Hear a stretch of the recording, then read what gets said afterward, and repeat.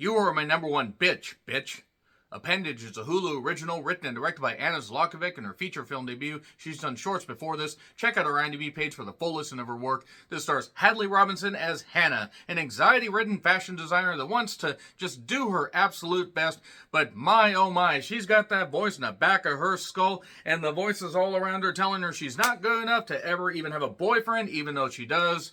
Kaylin, played by Brandon Michael Smith, and that's Michael with a Y for maximum Y-ness, I guess. I don't really know where I was going with that. And the best friend, Esther, played by Kausar Mohammed, who's a queer Pakistani actress, and you know what? Good for her. Live as yourself. That's all I gotta goddamn say, and if you're gonna be homophobic, fuck y'all! Get the fuck off my goddamn channel and fuck the hell off.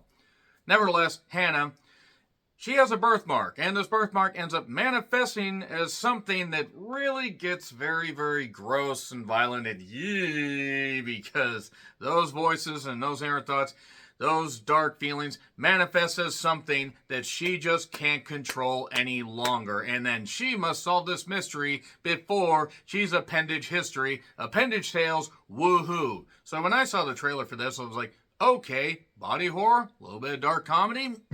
Some people that I haven't necessarily heard of, but that's okay. Comedy horror movie, horror comedy, however you want to describe it, with a bit of a throwback to 70s, 80s, and maybe even early 90s body horror. That's good. I'm down. And you know what? It also reminds me a bit of Basket Case. Anybody remember the movie Basket Case? You shouldn't. It was fucking rubbish. But this movie took at least a little bit of inspiration from Basket Case, but unlike Basket Case, this actually was kind of good. I give credit to Anna Zlokovic and the cast for making the most of this. I'm not going to say it's necessarily great, but it's not nearly as bad as some of the reviews I've seen. I was mostly entertained by this. There are a few uneven parts, and I don't think the comedy necessarily hits, and I think there are some tonal shifts. But it works for the most part. Also, some good social commentary on believing in yourself. And yes, we're all going to have those thoughts where we don't believe that we are good enough for anything, really. I don't believe I'm good enough for anything. I have those thoughts all the goddamn time, and I just keep doing this shit, and I keep working hard, and I keep moving forward. You know why? Because I got people that wouldn't want to see me gone, and if you ever feel like that, help is out there. You got friends, you got people. Truly, help is out there. And that's a good theme to have in this. Again, some issues, but the body horror effects actually are pretty goddamn good. Good job there. And the acting is overall pretty good. Kausar Mohammed, she does a good job. I hope I'm pronouncing that right. If I'm not, I do fucking apologize. She does good. And Kaylin, he also, the character of Kaylin, Brandon, he does a good job. And Hadley Robinson is very good in the lead as well. Also, there's Emily Hampshire, which just sounds like a name way too snooty to be in a film like this with that last name. She plays Claudia, somebody that comes into the movie a little bit later and moves the plot along. But good stuff overall. I mean, some good body horror effects, bit unevenness, dark comedy, sometimes hits, sometimes doesn't. Decent enough third act, and also shows how you can deal with these dark thoughts and these feelings in a proper way. Even in a horror movie setting, it does have a nice, nice message and everything. So overall, I would definitely recommend it. And some good lines from the character of Esther. You're my number one bitch, bitch. And another one I'm going to talk about in the spoilers. It's actually a pretty good character there, but Hadley Robinson especially does a great job in the lead as Hannah. I'd like to see more films that she's in, and hopefully the cast continues to find bigger and better work, and hopefully Anna Zlokovic can, have more projects, because she showed herself as a proper filmmaker here with a few familiar themes, but some good messages, and also, again, some pretty good body horror effects. It's on Hulu if you want to check it out. Let me know what you think in the comments, but I am going to get into spoilers, so if you got a Hulu account, check it out, because you know what? No One Will Save You and a few others. Hulu's actually doing some pretty good stuff with the Hulu originals here. Obviously, not. It would have to be the Hulu originals that they tried to do. Netflix originals wouldn't be the same service. Nevertheless, 3, 2, 1... Spoilers. Okay, so basically, this appendage turns out to be it's either these dark inner thoughts that actually have something, it's just something that was a former, an old twin, a dual DNA, a vanishing twin syndrome thing, or possibly an alien parasite. I mean, it could have really gone either direction. So, Hannah's dealing with this growth because she's got this, birthmark on her side. And Hannah's good at what she does. She's friends with Esther, but they have an overbearing, domineering, very one-note character boss that's all fashion designery and all that stuff and everything. And it's kind of like if they had somebody from In Fabric in this, except, with a character being very one-note. In Fabric's another movie based around fashion I would recommend you check out.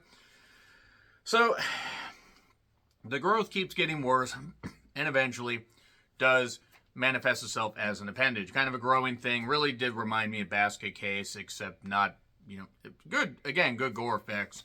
Nobody sews the appendage back to themselves like in Basket Case, which was really fucking stupid. They managed to make a couple more movies out of it. They managed to make 3 Basket Case movies. I don't know how. So, Esther and her have some good chemistry as far as the characters. And Kaylin means well. There some good dialogue exchanges. Him and her have been together for about 6 months, I think is what they said. And she ends up having that thing, pop out of her, and it's all gross and blah, blah, blah, blah, blah. And she visits a dermatologist, something about vanishing twin syndrome. Can your twin come back? Well, no, but if it does, let me know. And she traps this thing, and then decides to tie it up in a particular place, like hide away the dark thoughts somewhere else. You can't get rid of me, yay! And then she ends up at a a dual DNA vanishing twin syndrome type, support group, where everybody has this whole thing going on, almost like something weird is happening, almost like there's something going on with these particular people. And, well, the main guy explains that you can't let it hypnotize you because you'll black out and then it'll connect with you, and all this bad stuff could happen if that happens. So just make sure you drug it and you can live a fairly normal life. But then if it ends up hypnotizing you, it could take over your life. I wonder if you can guess where this is going. This support group is all clones or twins or alien parasites, whatever the heck you want to call them. That's what they are. That's not really that surprising. And she finds out you can't kill the thing because it's connected to you. It's linked to you. But then if you let it hypnotize you, you get taken... I don't know. Some of this stuff's a little bit weird. Anybody that she tells doesn't believe her. She tries to tell Kaylin. This little, twin, all the manifestations of her thoughts says Esther and Kaylin are sleeping together. But they're not. But they will soon. They're in love. Yes! It's a mixture of Emperor Palpatine and Booker T's TNA voice. And that is a deep cut for wrestling fans and mind-numbingly confusing to everybody else. Hannah continues to crack more and more, but designs good dresses, so her boss is impressed. Claudia is a woman she meets at this particular, support group, and it turns out that Claudia has found a way to trap her twin. It turns out that that's actually the twin, and Claudia, the real Claudia, is trapped in the closet. Mr. Cruz has gone on long enough, come out of the closet. So Hannah doesn't have the best relationship with her parents. She had a car accident that ended in high school to end up affecting her relationship with them. Also, she is distant from people, including Kaylin, who confessed that there was a game that he wanted to play, like some type of game. It was one of the last things he did with his mom before his mom died. And, she was kind of distant from that. She's been distant from Kaylin and Esther. And she threw up in the family dinner just before the dinner was going to happen. The dad was understanding. Hannah looked washed out. And the social commentary about, ending your life, I'm just going to use the word right there, or, use those words instead of the actual word, because I don't want to get flagged and also don't want to trigger anybody. That hits hard, really hard. And then basically she goes to talk, she is going to do something about her twin because she's drugging this joint twin. But then the twin ends up hypnotizing and getting free to do what it wants any old time. And then it turns out that it was Claudia's twin. And Claudia did that, and now they trapped Hannah down there. And nobody knows this, except everybody that was watching the film. They could have figured this out. I'm not knocking. I'm just saying that I guess taken as a comedy horror, it makes more sense. But if they tried to make it like it was such a twist, it wasn't. I'm sorry. It really wasn't. But again, the movie is not bad. The movie's not bad. It's just uneven.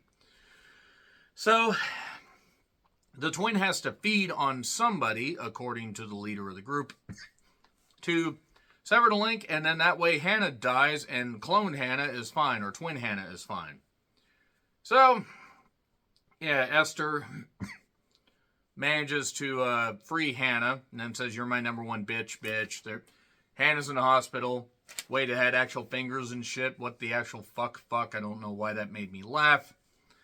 And meanwhile, Kaylin is getting pleasured by the Hannah twin. And the Hannah twin's going to feed on Kaylin. And that's going to ultimately sever the link because it's personal. And now Hannah and Esther get into the apartment. All this happens very quickly. Claudia's there. Claudia's twin, that is. And there's this needle, this syringe of like almost reanimator-like glue, in fact, or compound, which I'm pretty certain is actually where they took the inspiration from, not knocking.